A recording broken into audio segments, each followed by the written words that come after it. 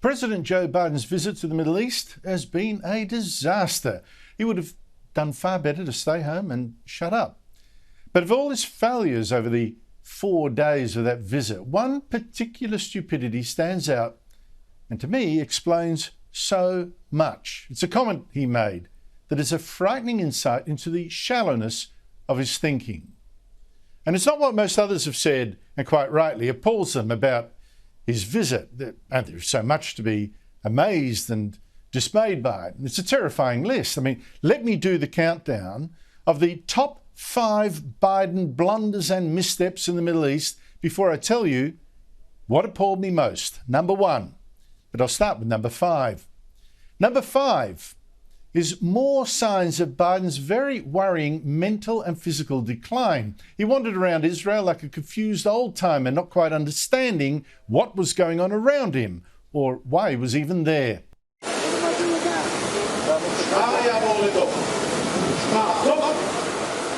It was so bad that Biden even made this horrible clangor in referring to the Holocaust, the murder of 6 million Jews.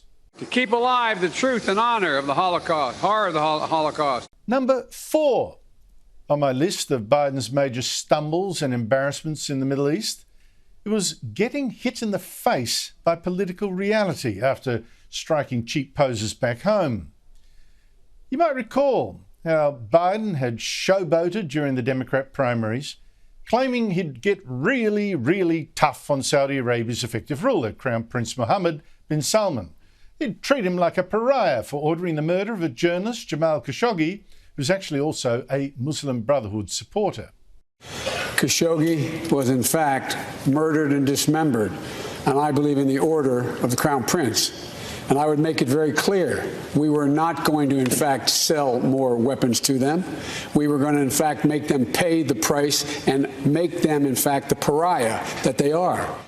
Yeah, right. Well, on this visit, Biden had to eat his words. He had to treat the Crown Prince as the valuable ally he really is. He even gave him a fist bump because the Saudis are critical in supplying oil and in helping to resist the fascist regime of Iran, which is America's true enemy in the region. Now, this meeting, this fist bump, it was so humiliating for Biden that the US media was kept away from that moment. They couldn't photograph what really occurred. But the Saudis, they're clever. They made sure their own cameraman caught the moment and sent the images instantly around the world. If only that was all the humiliation Biden had to suffer on that trip.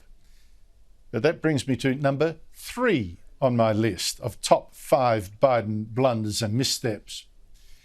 Biden pleaded on this trip for the Saudis to pump out more oil to help ease the crippling gas prices in the US that are killing Biden in the polls. They gave him nothing. But why should they? Why was Biden begging for oil from the Saudis when he and his administration have been limiting oil exploration at home in the Gulf of Mexico for a start? And not 2 weeks before he went to the Middle East, they released a plan to block offshore oil drilling in the Pacific and Atlantic. Isn't this absolutely mad? Here's Biden asking the Saudis to supply the oil that he bans American companies from supplying instead. And all in the name of global warming, even though the emissions are still the same, whether they come from America, whether they come from Saudi Arabia, doesn't matter. It's absolutely crazy. But it's still not as bad as number 2 on the list of Biden's setbacks on this trip. Number 2 is Iran. Now, as Biden was leaving the Middle East to fly back home, an advisor to Iran's supreme leader announced that Iran was now capable of building a nuclear bomb. It was enriching the uranium it needed and now just had to decide whether or not to build that bomb. Now, that is a humiliation for Biden, who on this trip still insisted he wanted to give diplomacy with Iran a chance to stop exactly this thing. Even when Israel's Prime Minister warned him to his face that only force now would stop Iran. Words will not stop them, Mr. President. Diplomacy will not stop them. The only thing that will stop Iran is knowing that if they continue to develop their nuclear program, the free world will use force. The only way to stop them is to put a credible military threat on the table. For Biden's Iranian policy, it's been a joke from the start, not that anyone's laughing. Iran is a country that says it wants to wipe Israel off the map. It has said it wants the US destroyed. It sponsors terrorism around the region. Letting this Islamic fascist regime get a nuclear bomb could be absolutely disastrous, the start of a devastating war. Yet when Biden became president, he dropped President Trump's hard line in Iran. He weakened some sanctions, hoping to persuade Iran that maybe they could talk and have some kind of deal. More sanctions would be then dropped. But all it got was the back of Iran's hand. Iran even switched off some of the United Nations cameras that were monitoring its nuclear program. And now it says it can build the bomb. Now that's actually the most serious Biden blunder of all. That's the most deadly serious one on this trip. And yet, I'm still going to make top of my list of Biden's first 5 worst clangers, the one that helps to explain in a way all the rest. Because it's an insight into how Biden thinks or doesn't. Here he is on this trip in East Jerusalem, explaining his attitude to Israel, which, from this clip, I have to say, is a hostile one. The background of my family is Irish American, and we have a long history of not fundamentally unlike the Palestinian people, with Great Britain and their attitude toward Irish Catholics over the years for 400 years. Now, this analogy is ridiculous. It's stupid on so many levels. I mean, first, a United States president shouldn't be carrying on old tribal resentments like that. You know, I'm Irish, damn the British.